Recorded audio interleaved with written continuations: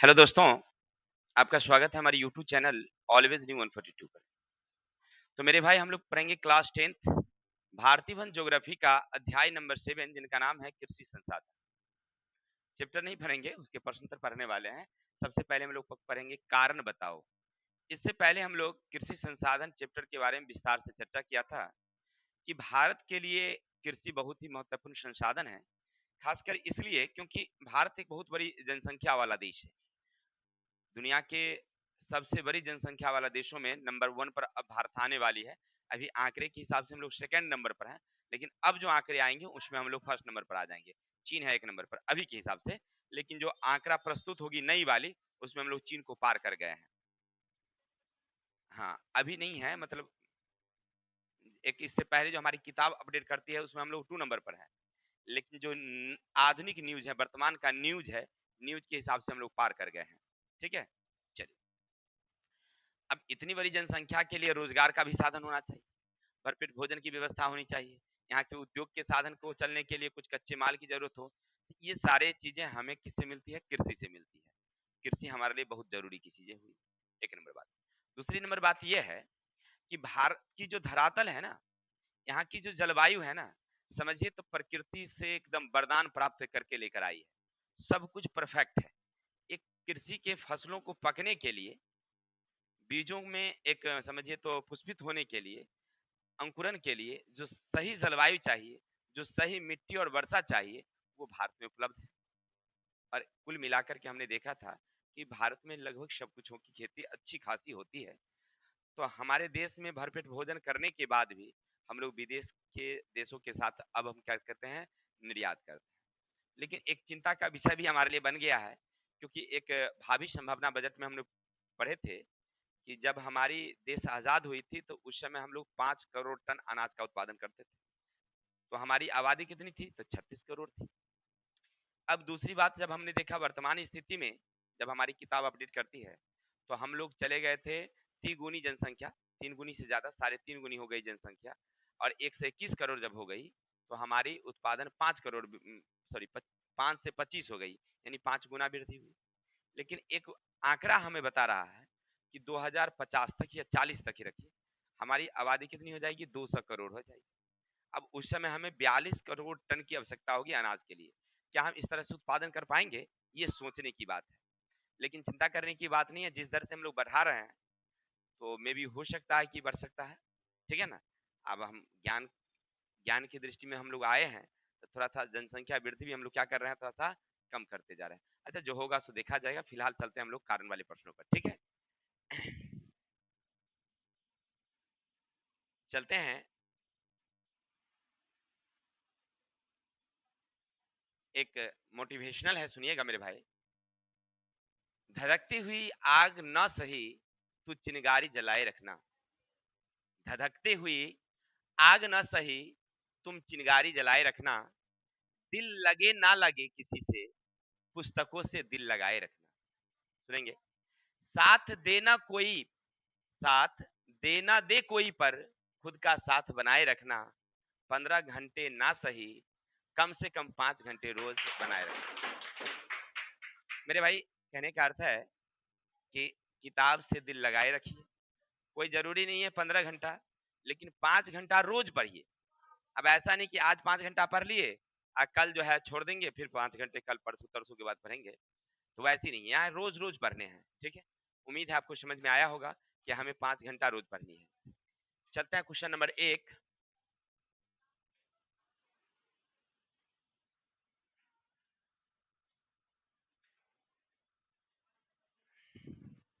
Question 1 क्या कहता है? भारत के पूर्वी भाग में रोटी खाने का प्रचलन कम है, जबकि पश्चिमी भाग में चावल कम खाने का प्रचलन है, क्यों? अब देखिए, अब भारत के मैप को देखिए। मैप में देखेंगे आप तो इस तरह की हमारी मैपें हैं।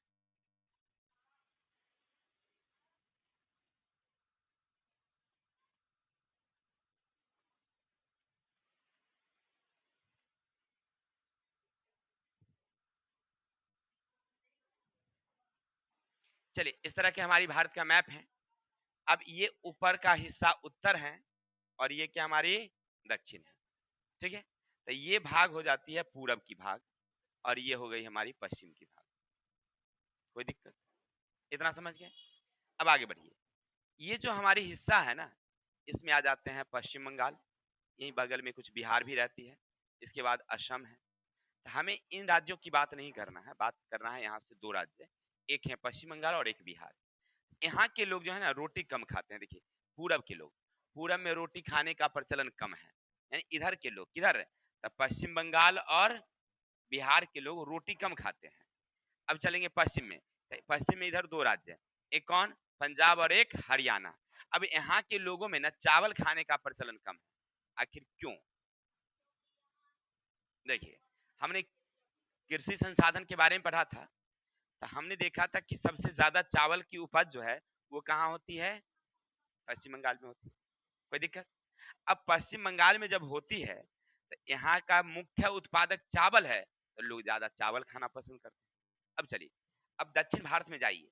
दक्षिण भारत में राज्य है आंध्र प्रदेश, तमिलनाडु है, केरला है। अब उन राज्यों में जाइएगा ना, तो चावल की 2 खेतियां होती है, साल में 2 बारी। तो वहां के लोग ना ज्यादा करके चावल ही खाते हैं।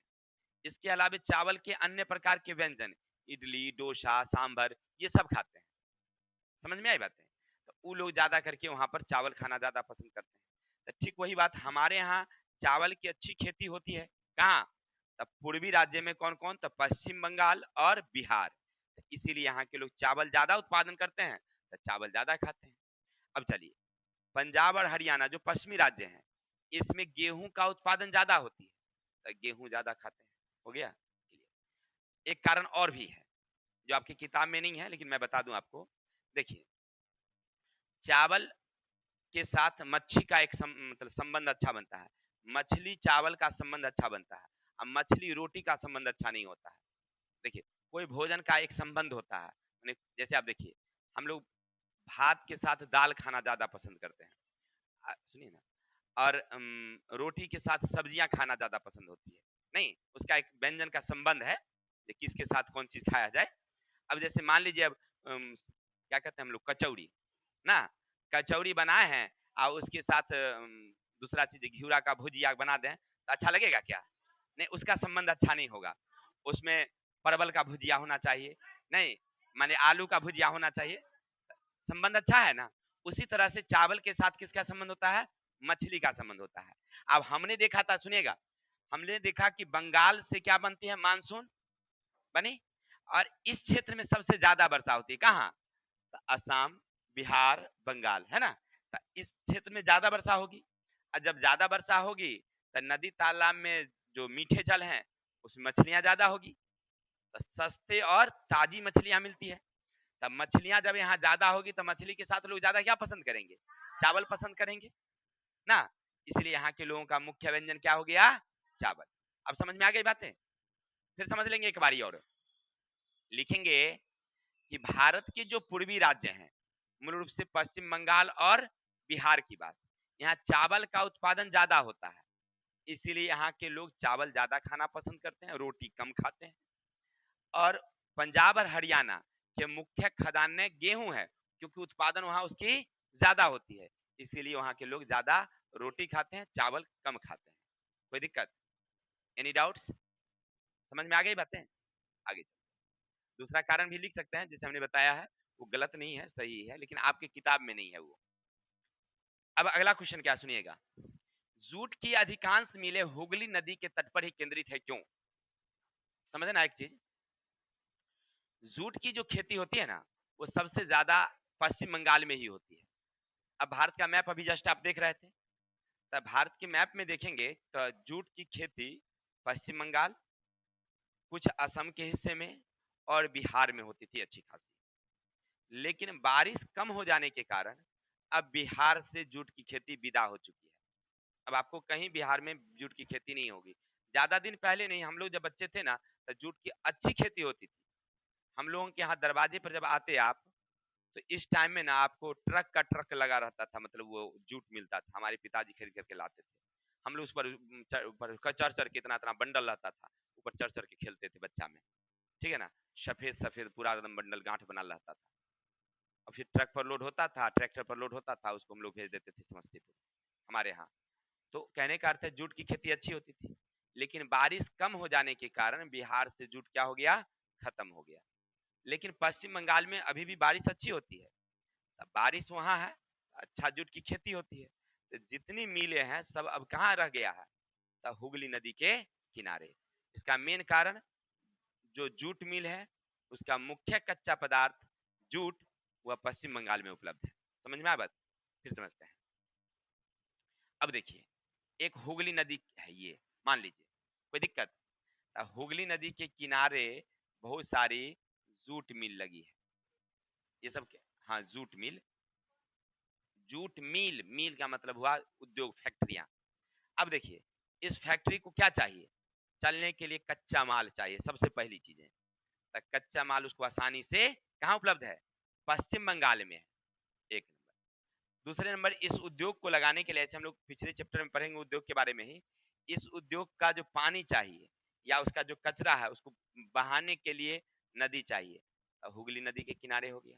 नहीं, इसके अलावे इसको चाहिए परिवहन की सुविधा, बाजार, तो कलकत्ता बाजार भी उपलब्ध हो जाता है उसको, जहाँ से विदेश व्यापार कर लेता है। तो कुल मिलाकर के इसको सारी सुविधाएं वहाँ उपलब्ध हैं, इसलिए जितने भी जूट मिल हैं वह हुगली नदी के किनारे है। तो मेन कारण उसका क्या है, कच्चा माल। कोई दिक्कत? आपसे कोई पूछे कि हुगली नदी के किनारे जूट मिल क्यों, तो लिखेंगे जूट मिल का जो प्रमुख कच्चा माल है वो पश्चिम बंगाल में है, इसीलिए सभी उद्योग, अब जूट मिल कहाँ रह गई है, हुगली नदी के किनारे। किसी को दिक्कत? अपने बिहार में भी था, समस्तीपुर में भी था, कुछ दिन पहले तक था, बंद हो गया क्योंकि कच्चा माल उसको नहीं मिलता। अब देखिए, जूट मंगावे कहाँ से, पश्चिम बंगाल से मंगावे, तो लाने का भाड़ा लगेगा कि नहीं लगेगा? अब एक ट्रक जो आता होगा कम से कम 60,000 तो लेता ही होगा। 60,000 लाया, फिर यहाँ बनाए या फिर यहाँ से उसको फिर ले जाए बेचने के लिए वहीं कलकत्ता बाजार में, क्या? तो 60 दूनी 120, यानी एक ट्रक पर 1,20,000 रुपया तो उद्योग वाला को लग गया। तो यहाँ क्या जरूरत है लगाने का, ई मिल को उठा के ले जाए कहाँ, वहीं। तो कच्चा माल नजदीक में मिलेगा तो आराम से उसको सस्ता में उपलब्ध हो गया, बाजार भी उसको आसानी से मिल गया, क्योंकि हम लोग विदेश यहाँ से एक्सपोर्ट नहीं करते हैं बिहार से। बिहार जो विदेश होता है या तो कहाँ से, मुंबई से, या तो कहाँ से, मद्रास से, यानी जो बंदरगाह है, या कलकत्ता से। कलकत्ता वहां बगल में है, उसको तो हुगली नदी किनारे उत्पादन किया, उसको कहाँ भेज दिया, विदेश भेज दिया उत्पादन को। कोई दिक्कत? अब समझ में आई बातें क्यों है वहां, क्योंकि वहां प्रमुख कच्चा माल जूट उपलब्ध है। उम्मीद है आपको क्वेश्चन नंबर समझ में आ गया होगा। तो चलते हैं आगे। भारत में तेलहन फसलों का उत्पादन सबसे अधिक होता है, फिर भी इसका आयात किया जाता है, क्यों? देखिए, दुनिया के देशों में जितनी तेलहन उत्पन्न की जाती है उनमें भारत नंबर 1 पर है। ठीक है, बहुत अच्छी बात है, लेकिन इसके बाद भी हम लोग आयात करते हैं, खरीदते हैं, क्यों? क्योंकि हमारे पास जितना उत्पादन करते हैं ना, तो दुनिया के देशों से ज्यादा उत्पादन करते हैं, ये बात सही है, लेकिन जितना उत्पादन करते हैं उससे हमारी पूर्ति नहीं हो पाती है। तो इसीलिए सब लोगों को भरपेट तिलहन होने के चले, मैंने जरूरत भर पूरा करने के लिए हमको क्या करना पड़ता है, बाहर से आयात करना पड़ता है, खरीदना पड़ता है। किसी को दिक्कत? समझ में आई बातें? फिर समझते हैं। देखिए, हमारे यहाँ उत्पादन ज्यादा है, लेकिन जितनी खपत है उतनी उत्पादन नहीं है, इसीलिए हमें बाहर से खरीदना पड़ता है। दुनिया के देशों से ज्यादा उत्पादन, खपत भी तो ज्यादा है, इसलिए हमें बाहर से खरीदना पड़ता है। किसी को डाउट? समझ गए क्वेश्चन? चलते हैं आगे। अब आगे चलते हैं। भारत के पूर्वी भाग में मछली चाव से खाई जाती है। देखिए, देखिए क्वेश्चन आ गया कैसे बढ़िया। पूर्वी भाग में मछली क्यों खाई जाती है चाव से? चावल की अच्छी खेती होती है। अब मच्छी का संबंध किसका है, श्रृंगार, चावल से है, नंबर एक। नंबर दूसरा क्या है कि हमारे यहाँ जो मच्छी होती है ना वो ताजी मिलती है, जिंदा और ताजी मछलियां जो होती है उसका स्वाद अलग होता है। और जो हम लोग बाहर से खरीदते हैं चलानी वाला मछली, ऐसे ज्यादा लोग वही खाते हैं क्योंकि थोड़ा सा सस्ती होती है। अब वो आपको 160 रुपए भी मार्केट में मिल जाएंगे। अब जिंदा वाला खरीदने जाइएगा अच्छी क्वालिटी का तो 300 रुपये लगेगा, क्या है कि नहीं? एक 300 रुपये और एक 160 रुपये, दुगुना का डिफरेंस हो गया, नहीं हो गया? एक नंबर। चलानी वाला खरीदिएगा ना तो उससे पूर्ति होती है, और जिंदा वाला खरीदिएगा ना उसकी पूर्ति कम होती है, मैंने आपको ना ज्यादा खरीदिएगा लगेगा थोड़ा सा है, थोड़ा सा खरीदिएगा तो लगेगा ज्यादा सा है। समझ में आई बात है? मैंने उसमें शॉर्टेज नहीं जाती है, क्योंकि पानी की चीजें हैं तो बाहर निकलने के बाद शॉर्टेज आती है। समझ में आई बात है? शॉर्टेज जाने के बाद आपको न लगेगा कि ज्यादा खरीदते हैं। जैसे अब चले जाइए मुसरी हरारी, अब यहाँ अपने गांव में जो मीट बनाते हैं बकरे का, तो वो मीट खरीदेंगे ना, तो आप ज्यादा खरीदेंगे ना तो बुझाएगा कम है। लेकिन यही चीज हम लोग मुसरी हारी से लाएंगे, तो वहां पर क्या होता है कि पहले से बना करके टांगे हुए हैं। अब दोपहर में रह गया वो, तो कुछ नहीं, उसमें से शॉर्टेज कर जाता है उसकी पानी, है ना। तो थोड़ा सा भी खरीदिएगा ना तो लगेगा बहुत ज्यादा है। हमने ऐसा तुलना किया है। हम लोग पहले वहां से लाते थे, हमारे घर में जब यूज होता था, तो अब हम लोग नहीं खाते हैं वो वाला, इसीलिए थोड़ा सा डिफरेंस हो गया है। तो चलिए जो भी बात है, तो कहने का अर्थ है कि ना वो जो जिंदा वाला खरीदिएगा, तो थोड़ा सा ज्यादा खरीदिएगा फिर भी लगेगा कम है, क्योंकि उसमें वेस्टेज जाता है ज्यादा। नहीं, ताजी होने के कारण वो थोड़ा सा वजनदार भी ज्यादा होता है पानी का। कुल मिलाकर के हमने क्या देखा कि सबसे बड़ी बात है कि ताजी रहती है, इसीलिए लोग मच्छी चाव से खाते हैं। उसका स्वाद अच्छा होता है। अपने चौर उर का ना मछली मिल जाए तो बहुत अच्छा रहता है। लोग खाते हैं ऐसे, हमको तो बुझने भी नहीं आता है, हम लोग तो जैसे तैसे में खा जाते हैं। लेकिन कुछ लोग कहते हैं कि जो अपना चौर का जो मिल जाएगा ना ताजा वाला, वो बहुत अच्छा होता है। लोग खरीदते हैं, महंगा में खरीद लेते हैं। चलिए आई किताब की ओर। तो लिखेंगे भारत के पूर्वी भाग, सुनिए ना, भारत के पूर्वी भागों में लोग चावल खाना इसलिए पसंद करते हैं क्योंकि यहाँ बारिश अच्छी होती है, यहाँ ताजी मछलियां मिलती है ना। और चावल यहाँ का मुख्य भोजन है, तो चावल के साथ उसका अच्छा संबंध श्रृंगार बनता है, इसीलिए लोग मच्छी चावल खाना ज्यादा पसंद करते हैं। अब आगे चलेंगे। चाय की खेती असम में ज्यादा होती है, क्यों? अच्छा देखिए, अपने बिहार में भी खेती होती है, दूसरे राज्य में भी होती है, लेकिन सबसे ज्यादा असम में होती है। क्यों? चाय के लिए जो भौगोलिक दशा होनी चाहिए वो वहां उपलब्ध है। अब उसके लिए कितना तापमान चाहिए? तब 25 से 30 डिग्री। तो आसाम में 25 से 30 डिग्री। अब उसके लिए वर्षा चाहिए, तो वर्षा 150 से 500 सेमी, तो वहां 400 सेमी वर्षा भी है, तो वर्षा भी उपयुक्त है। और भूमि कैसी चाहिए? ढलान। तो असम के जो पहाड़ी क्षेत्र हैं, मिट्टी भी है और ढाल भी है, मिट्टी भी और ढाल भी है। उस मिट्टी में लोहा की, फास्फोरस की मात्रा भी ज्यादा है, तो इसीलिए वो समझिए था, चाय के पौधे के उत्पन्न होने के लिए, उत्पादन होने के लिए सही परफेक्ट जलवायु है वहां का, इसलिए उत्पादन क्या होती है? ज्यादा होती है। नहीं, सस्ते मजदूर तो हो ही जाएंगे, लेकिन मैंने ये तीन चीज, मिट्टी, तापमान और वर्षा, ये होना चाहिए। अब जैसे मान लीजिए, ऐसे आगे चैप्टर में आपको क्वेश्चन मिलेगा, बता देते हैं। हमारा भी मन था वो ना यहाँ पर फैक्ट्री खोलते, कपड़ा फैक्ट्री।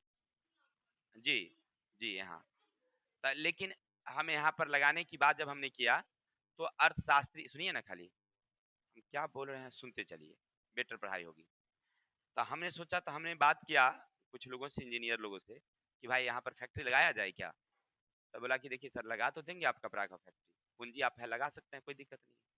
लेकिन सबसे बड़ी बात कि कच्चा माल तो यहाँ है नहीं, आपको तो महाराष्ट्र से मंगवाना होगा, गुजरात से मंगवाना होगा कपास, एक नंबर बात।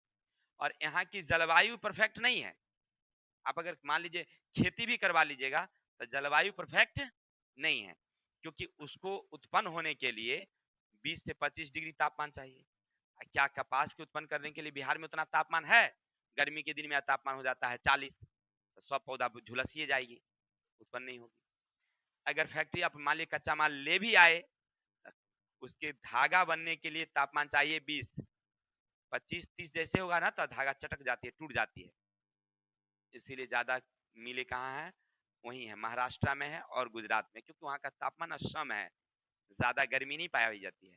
अब अपने यहाँ गर्मी हो जाएगी 40, तो धागा बनेगी या रास्ते में टूट जाएगी, बनते जाएगी टूटते जाएगी, सब कपड़ा में छेद छेद हो जाएगा, नेट वाला हो जाएगा कपड़ा। नहीं हो जाएगी। तो कहने का मतलब है कि हर जगह के लिए परफेक्ट जलवायु नहीं होती है। ठीक सेम जगह चाय के उत्पन्न करने के लिए आसाम की जो जलवायु है वो परफेक्ट है। तो कौन कौन चीज? वहां की सबसे पहले तापमान, 25 से 30 डिग्री तापमान। वर्षा चाहिए कितना? 150 से 500, तो वहाँ 400 350 वर्षा हो जाती है, तो वो भी परफेक्ट है। वहाँ की जो पहाड़ी क्षेत्र है, वहाँ की मिट्टी कैसी है?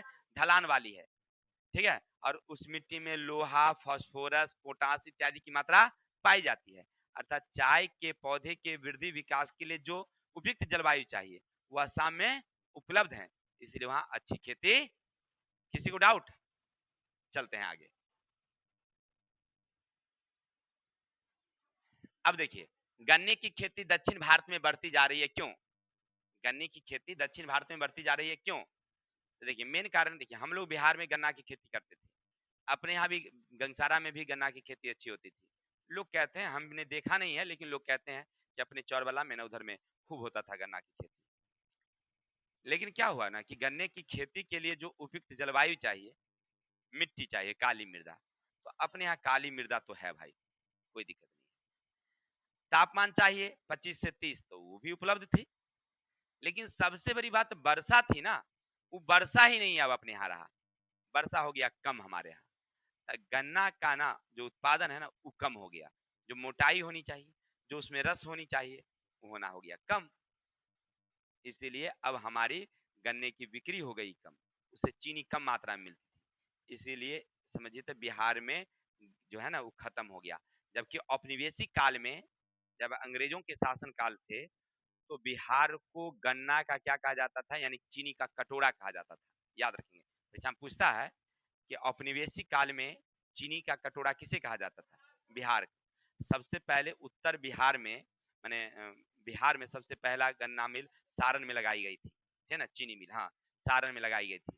लेकिन अब क्या हो गया, धीरे धीरे सब बंद हो गया। अपने समस्तीपुर में भी एक चीनी मिल थी, बंद हो गई।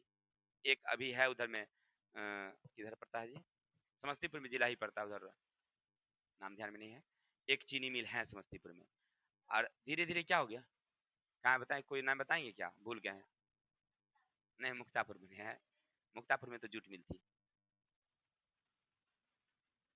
अच्छा, नाम याद आएगा तो बताएंगे, फिलहाल समझिए। तो गन्ना का उत्पादन ना दक्षिण भारत में क्यों हो गई, इसका मेन कारण है कि वहां पर उसकी जलवायु उपयुक्त है, काली मृदा है, वर्षा भी कम मतलब अच्छी होती है वहां पर, और साथ साथ वहां की जो तापमान है ना वो परफेक्ट है, 25 से 30 है। अपने यहाँ का तापमान तो ज्यादा हो गया है, पहले गर्मी कम थी, अब गर्मी क्या हो गई, ज्यादा। अब वर्षा क्या हो गया, कम हो गया। लेकिन वहां पर क्या हो गया है कि तापमान अभी सम है, 25 से 30 डिग्री तापमान भी है। अब वर्षा भी उसको 200 सेमी चाहिए तो वर्षा भी 200 सेमी मिल जाता है। इसलिए गन्ना का उत्पादन ना अब उत्तर बिहार में यानी उत्तर भारत में कम गया, और दक्षिण भारत में क्या हो गया, बढ़ गया। फिर समझते हैं, लिखेंगे गन्ने की खेती दक्षिण भारत में बढ़ती जा रही है। इसका मेन कारण यह है कि उत्तर भारत में जो गन्ने के उत्पादन करने के लिए जो जलवायु चाहिए, काली मिट्टी थी, लेकिन तापमान बढ़ जाने के कारण, वर्षा कम हो जाने के कारण यहाँ उत्पादन कमने लगा है। और यही उत्पादन दक्षिण भारत में बढ़ने लगी, क्योंकि वहां की जलवायु 25 से 30 डिग्री का तापमान कबला है, और वर्षा भी परफेक्ट 200 से 250 सेमी हो जाती है। इसीलिए वहां उत्पादन क्या हो गई है, बढ़ गई है। कोई दिक्कत? चलिए, थे 6 छोटे छोटे क्वेश्चन थे, कारण बताएं, आशा है आपको समझ में आया होगा। तो आज के लिए इतनी ही, कल मिलते हैं नेक्स्ट वीडियो के साथ। तब तक के लिए हंसते रहिए, मुस्कुराते रहिए, अपने भाई को विदा दीजिए। जय हिंद, जय भारत। सबसे पहले क्वेश्चन देख लेंगे आप लोग।